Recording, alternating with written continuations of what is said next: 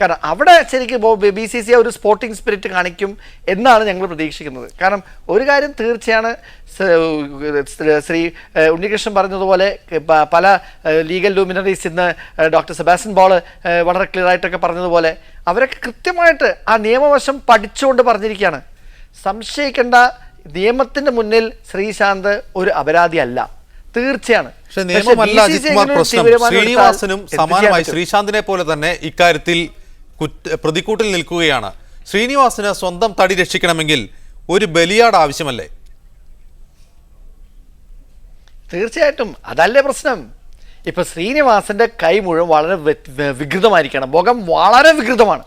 അപ്പൊ ഇത്രയും വികൃതമായ മുഖം അദ്ദേഹത്തിന് ലോക ക്രിക്കറ്റിന്റെ മുന്നിൽ രക്ഷിക്കാൻ വേണ്ടിയിട്ടുള്ള ഒരു അവസരമാണ്. പക്ഷെ അദ്ദേഹം എങ്ങനെ, അദ്ദേഹത്തിൻ്റെ ഈ ശരിക്കും പറഞ്ഞാൽ തൊലിക്കട്ടി ഭയങ്കരം തന്നെ, അപാരം തന്നെയെന്നാണ് എനിക്ക് തോന്നുന്നത്. കാരണം ശരിക്കും ഇങ്ങനെ അദ്ദേഹത്തിൻ്റെ സ്വന്തം മരുമകനെ കുറിച്ചുള്ള ഒരു കേസ് ഇപ്പോൾ സുപ്രീം കോടതിയിൽ കിടക്കുന്നു.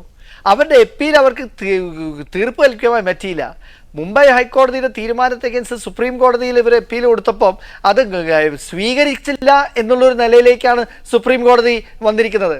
ആ ഒരു നിലവാരത്തിൽ ഒരു ഭാഗത്ത് നിൽക്കുമ്പോൾ അവർക്കൊന്നും ഒരു പ്രശ്നവുമില്ല, മേയപ്പിന് യാതൊരു തകരാറുമില്ല. പിന്നെ അദ്ദേഹം പറയുന്നതാണ് അത് ഫിക്സിങ്ങും, ഇപ്പം ഇന്നലെ KCയുടെ ഒരു പ്രധാനപ്പെട്ട ഒരു വക്താവ് പറഞ്ഞതാണ് അത് മാച്ച് ഫിക്സിങ്ങും ഇത് ബെറ്റിങ്ങും ആണെന്ന്. പക്ഷേ ബെറ്റിങ്ങും ഫിക്സിങ്ങും തമ്മിൽ എന്താ വ്യത്യാസമെന്ന് എനിക്കിപ്പോഴും മനസ്സിലാവുന്നില്ല. കാരണം മേയപ്പനെ രക്ഷിക്കാൻ വേണ്ടിയിട്ടുള്ള ഒരു ശരിക്കൊരു കുതന്ത്രമാണ് ശ്രീനിവാസനുള്ളത്. പക്ഷേ ശ്രീനിവാസൻ്റെ ഒരു ഭാഗ്യം എന്താണെന്ന് പറഞ്ഞാൽ അദ്ദേഹത്തിന് BCCIയുടെ മുകളിലുള്ള അദ്ദേഹത്തിൻ്റെ ആ നിയന്ത്രണമാണ്. കാരണം 8 വർഷമായിട്ട് അദ്ദേഹം ഒരു ഭാരവാഹി ഇരിക്കുന്ന ഒരു വ്യക്തി, അദ്ദേഹത്തിന് ആ നിയന്ത്രണം തന്നെയാണ് ഇത് കാണിക്കുന്നത്. ആ നിയന്ത്രണം ശരിക്കും ഉപയോഗിച്ചുകൊണ്ട് അദ്ദേഹം ചെയ്യുന്ന ഈ ചെയ്തികളിൽ ഒരു കാര്യം തീർച്ചയാണ്, അദ്ദേഹത്തിന് പബ്ലിക് സപ്പോർട്ട് എന്തായാലും ഇല്ല. പബ്ലിക്കിൻ്റെ മുമ്പിൽ അത് അപഹാസ്യനായിക്കൊണ്ടിരിക്കുകയാണ്. അത് കൂടുതൽ അപഹാസ്യനാവുകയുള്ളൂ. അതിൽ നിന്നെങ്കിലും തിരിച്ചു വരാനായിട്ട് അദ്ദേഹം എന്തെങ്കിലും ചെയ്യുമെന്നാണ് നാം പ്രതീക്ഷിക്കുന്നത്. റൈറ്റ് അജിത് കുമാർ. KN രാഘവനിലേക്ക്. ശ്രീ രാഘവൻ, ഇപ്പോൾ ഇവിടെ ചൂണ്ടിക്കാണിച്ചതുപോലെ തന്നെ ശ്രീനിവാസന് മരുമകനെ രക്ഷിച്ചെടുക്കാൻ അല്ലെങ്കിൽ അദ്ദേഹത്തിന് സ്വയം രക്ഷ നേടാൻ ഒരു ബലിയാടിനെ ആവശ്യമാണ്. അതിനപ്പുറത്ത് BCCIക്ക് മുൻപിൽ IPLനെതിരെ ഉയർന്ന ഒരുപാട് ആരോപണങ്ങളുണ്ട്. അതിന് പിറകെയാണ് ഒത്തുകളി വിവാദം വരുന്നത്.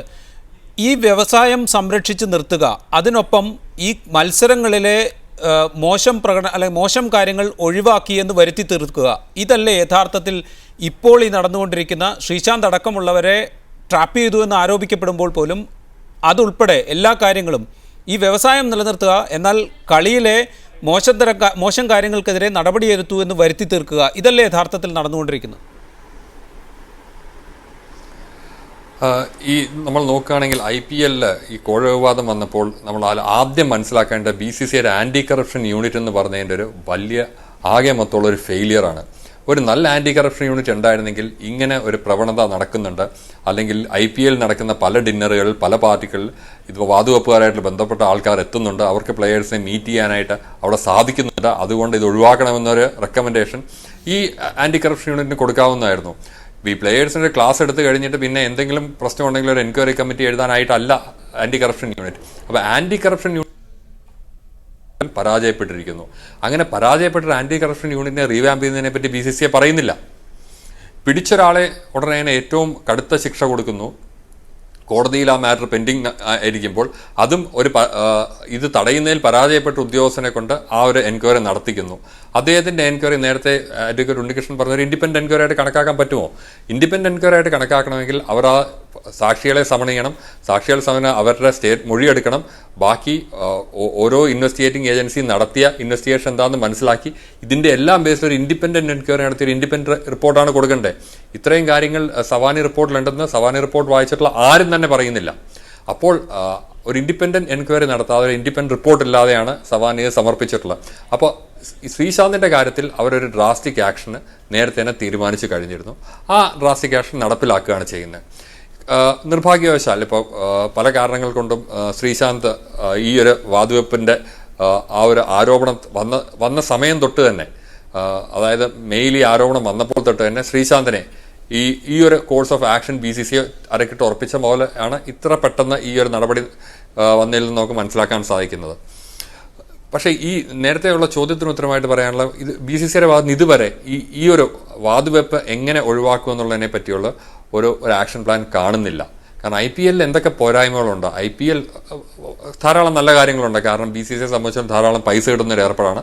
പൈസ കിട്ടുന്നതുകൊണ്ടാണ് അവർ ഇൻഫ്രാസ്ട്രക്ചർ നന്നാക്കുന്നത്. ധാരാളം പുതിയ കളിക്കാർക്ക് അവസരം കിട്ടുന്നു. കേരളത്തിൽ നിന്നുള്ള ധാരാളം കളിക്കാർക്ക് ഇതുകൊണ്ട് മെച്ചമുണ്ടായിട്ടുണ്ട്. അതുകൊണ്ട് IPL തള്ളിപ്പറയല്ല ചെയ്യുന്നത്. പക്ഷേ IPL ഭാഗമായിട്ട് നടക്കുന്ന ചില കാര്യങ്ങൾ അത്ര നല്ലതല്ല. അതിന് ഒരു മോശം വശമുണ്ട്. അത് കാരണം ചീത്ത പ്രവണതകൾ കളിയിലേക്ക് വരുന്നു. ഇത് മനസ്സിലാക്കി ഇതിനെതിരെയുള്ള നടപടികൾക്ക് BCCI ഒരു ആക്ഷൻ പ്ലാൻ കൊണ്ടുവരണം. ഇതുവരെ BCCIയുടെ ഭാഗത്ത് നിന്ന് ആ ഒരു ആക്ഷൻ പ്ലാൻ കൊണ്ടുവരുന്നതിനുള്ള ഒരു നീക്കവും കാണുന്നില്ല. അത് വരാതെ ഇനി IPL തുടരുകയാണെങ്കിൽ ഇതുമാതിരിയുള്ള ദുഷ്ചെയ്തികൾ, ഇതുമാതിരിയുള്ള ആരോപണങ്ങൾ വീണ്ടും IPL വരും. ഇങ്ങനെ നിരന്തരമായിട്ട് വാതുവെപ്പും മാച്ച് ഫിക്സിങ്ങുമായിട്ടുള്ള ആരോപണങ്ങൾ വരികയാണെങ്കിൽ കളിയുടെ ക്രെഡിബിലിറ്റി തന്നെ പോകും. അവസാനം കളിയെ സ്നേഹിക്കുന്ന പ്രേക്ഷകർ കളിയിൽ നിന്ന് വിട്ടുമാറുന്നൊരവസ്ഥ വരും.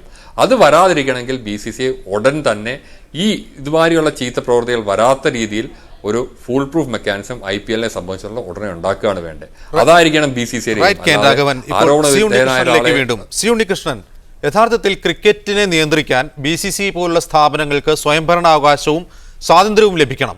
പക്ഷേ ഇന്നതൊരു സ്വകാര്യ സ്ഥാപനം പോലെയല്ലേ പ്രവർത്തിക്കുന്നത്? കാരണം തങ്ങളെ ആദായ നികുതിയിൽ നിന്ന് ഒഴിവാക്കണമെന്ന് ആവശ്യപ്പെട്ട് നിരന്തരം BCCI സർക്കാരിൽ സമ്മർദ്ദം ചെലുത്തിയിരുന്നു.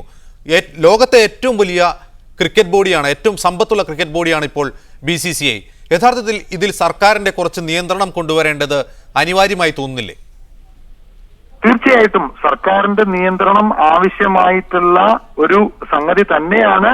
അത് സർക്കാർ എന്തുകൊണ്ട് ആ നിയന്ത്രണം കൊണ്ടുവരുന്നില്ല എന്നുള്ളത് എന്നെ വളരെയേറെ ആശങ്കപ്പെടുത്തിയിട്ടുണ്ട്. എന്തെന്ന് വെച്ചാല് കേരള ഹൈക്കോടതിയിലെ ജസ്റ്റിസ് ശശിധരൻ നമ്പ്യാർ അദ്ദേഹത്തിന്റെ ഒരു വിധിയിൽ കൃത്യമായിട്ട് പറയുന്നുണ്ട്, ദേ ആർ ഡൂയിങ് പബ്ലിക് ഡ്യൂട്ടിയാണ് ഇവിടെ ഓരോരുത്തർ. ഇപ്പോഴത്തെ പണിഷ്മെന്റ് ഒന്ന് ആലോചിച്ച് നോക്കിയേ. ഇന്ത്യയുടെ ഒരു നല്ല ഫാസ്റ്റ് ബൗളറിന്റെ ഭാവിയെ തന്നെ നിശ്ചയിച്ചിരിക്കുകയാണ്. അതിനുള്ള അധികാരം വരെയാണ് അവർ എക്സസൈസ് ചെയ്യുന്നത്. അങ്ങനെ എക്സസൈസ് ചെയ്യുമ്പോ തീർച്ചയായിട്ടും അത് സർക്കാരിന്റെ അധീനതയിലുള്ള ഒരു സ്ഥാപനം തന്നെയാവേണ്ടത് വളരെ അത്യാവശ്യമാണ്. പിന്നെ അതുകൂടാതെ ഇപ്പോ നമ്മുടെ ഈ പണമെല്ലാം ഉണ്ടാക്കുന്നത് നമ്മുടെ ക്രിക്കറ്റ് കളിയിൽ നിന്നാണ്. ഈ ക്രിക്കറ്റ് കളിയുടെ ഡെവലപ്മെന്റിന് വേണ്ടിയിട്ടും അതിന്റെ കൂടുതൽ പ്ലെയേഴ്സിനെ പരിശീലിപ്പിക്കാനും ഒക്കെയാണ് ഈ ഒരു സംഘടന നിലനിൽക്കുന്നത്. അത് തീർച്ചയായിട്ടും ഒരു സ്റ്റാറ്റ്യൂട്ടറി ബോഡി ആവണം. അത് ഗവൺമെന്റ് അണ്ടറിൽ വരണം. അത് തീർച്ചയായിട്ടും ഉണ്ടാവേണ്ടത് വളരെ അത്യാവശ്യമാണ് ഇന്ത്യൻ ക്രിക്കറ്റിന്റെ ഭാവി പരിശോധിക്കുമ്പോൾ. അജിത് കുമാർ, ഇന്ത്യൻ സൈന്യത്തോടൊപ്പം തന്നെ ജനപ്രീതിയുള്ള ഒരു സ്ഥാപനമാണ് ഇന്ത്യൻ ക്രിക്കറ്റ്. യഥാർത്ഥത്തിൽ അതിനെ ഇത്രമാത്രം സ്വതന്ത്രമാക്കുകയാണോ ചെയ്യേണ്ടത്, അതോ സർക്കാർ നിയന്ത്രിക്കുകയാണോ വേണ്ടത്? സർക്കാർ ഒരിക്കലും നിയന്ത്രിക്കാൻ സാധ്യമല്ല. ഈ സർക്കാർ നിയന്ത്രണം എന്ന് ആദ്യം പറഞ്ഞ മിനിസ്റ്റർ ജിതേന്ദ്ര സിംഗ് ഇപ്പം അദ്ദേഹത്തെ കാണാനേ ഇല്ലല്ലോ. എന്തുകൊണ്ട്? ഈ BCCI അംഗങ്ങൾ ആരൊക്കെയാ? മന്ത്രിമാരാണ്. ഇപ്പോൾ പ്രധാനമന്ത്രിയായിട്ട് BJP അവരോധിച്ചിരിക്കുന്ന നരേന്ദ്രമോദിയാണ് ഗുജറാത്ത് ക്രിക്കറ്റ് അസോസിയേഷനെ റെപ്രസെൻ്റ് ചെയ്തുകൊണ്ട് BCCIയിൽ ഇരിക്കുന്നത്. മന്ത്രി രാജീവ് ശുക്ല, അരുൺ ജെയ്റ്റ്ലി, ഇവരൊക്കെയാണ് BCCI അംഗങ്ങൾ. BJPയിലെ പ്രധാനപ്പെട്ട നേതാക്കൾ ലല്ലു പ്രസാദ് യാദവ് പണ്ട് ബീഹാർ ക്രിക്കറ്റ് അസോസിയേഷനെ റെപ്രസെൻ്റ് ചെയ്തിരുന്നു. Central minister CP Joshi Rajasthan cricket അസോസിയേഷനെ റെപ്രസെൻ്റ് ചെയ്യുന്നു. അവിടെയുള്ളവരെല്ലാവരും പ്രമുഖ രാഷ്ട്രീയ പാർട്ടികളുടെ നേതാക്കന്മാരാണ്. അങ്ങനെ ഇരിക്കുന്നവരാണ്. അവരെന്ത് നിയന്ത്രിക്കാനാണ് സർക്കാരിലെ ആൾക്കാർ തന്നെയാണ് അവിടെ ഇരിക്കുന്നത്. അപ്പം അങ്ങനത്തെ ഒരു അവസരത്തിൽ BCCIയെ സർക്കാർ നിയന്ത്രിക്കണം എന്നുള്ളൊരു വ്യാമോഹം വരാൻ പോകുന്നില്ല. അതൊരു വ്യാമോഹമായിട്ട് തന്നെ നിൽക്കും. ഒരിക്കലും സർക്കാരിൻ്റെ നിയന്ത്രണത്തിലേക്ക് BCCI വരില്ല എന്നുള്ളത് അസന്നിഗ്ധമായിട്ട് എനിക്ക് പറയാം. കാരണം എല്ലാ പാർട്ടിയിലെ ആൾക്കാരും അവിടെ ഉണ്ട്. അതുകൊണ്ട് തന്നെയാണ് ഇത്രയേ ഉള്ളൂ. ഇപ്പം ആകെ BCCIക്ക് പേടിയുള്ളത് പബ്ലിക് റിയാക്ഷനാണ്. പ്രസ്സിന് ശരിക്കും അവർക്ക് പേടിയുണ്ട്. കാരണം പ്രസ്സിൻ്റെയും പബ്ലിക്കിൻ്റെയും ഒരു റിയാക്ഷൻ കൊണ്ട് മാത്രമാണ് BCCI ഇത്രയെങ്കിലും ഈ ലെവലിലേക്ക് നിർത്തിപ്പോകുന്നത്. മുമ്പ് അതുപോലും ഉണ്ടായിരുന്നില്ല. ഇത്രയും അലേർട്ട് പ്രസ് ഉണ്ടായിരുന്നില്ല. ഇപ്പം അങ്ങനെ ഇപ്പോൾ ഓരോ ദിവസങ്ങളും മുഴുവൻ ദിവസം പലപ്പോഴും ഓരോ ഇഷ്യൂ ഡിസ്കസ് ചെയ്യുന്ന അവസരത്തിൽ നാട്ടുകാരുടെ മുമ്പിൽ അവർ അപഹാസ്യരാകുന്നുണ്ട് എന്നുള്ളൊരു ഒറ്റ പേടി കാരണം മാത്രമാണ് BCCI ഇപ്പോൾ ചില നിയന്ത്രണങ്ങളും ഉള്ളത്. ഇല്ലെങ്കിൽ അവർക്ക് സർക്കാരിനെയും പേടിയില്ല, ആരെയും പേടിയില്ല. അവർക്ക് അത്രയും നിലവാരത്തിൽ നിൽക്കുന്നതാണ്. ഒറ്റ ഗുണം തന്നെ ഞാൻ പറയും. ഇപ്പോൾ ജിതേന്ദ്ര സിംഗിൻ്റെ ഒരു കാര്യം തന്നെ നമുക്കറിയാമല്ലോ. ഇപ്പോൾ ഈ സ്പോർട്സ് മിനിസ്റ്റേഴ്സ് എന്താ ഒന്നും മിണ്ടാത്ത? ആദ്യം ഒരു കാര്യങ്ങളൊക്കെ പറയും, 70 വയസ്സിനേക്കാൾ കൂടുതലുള്ള ആൾക്കാരെ ഇവിടെ ഒഫീഷ്യൽസ് ആക്കാൻ പാടില്ല എന്ന് പറഞ്ഞു എന്നല്ലാതെ അതുമായിട്ട് യാതൊന്നും മുന്നോട്ട് പോയിട്ടില്ല. എന്തിന്?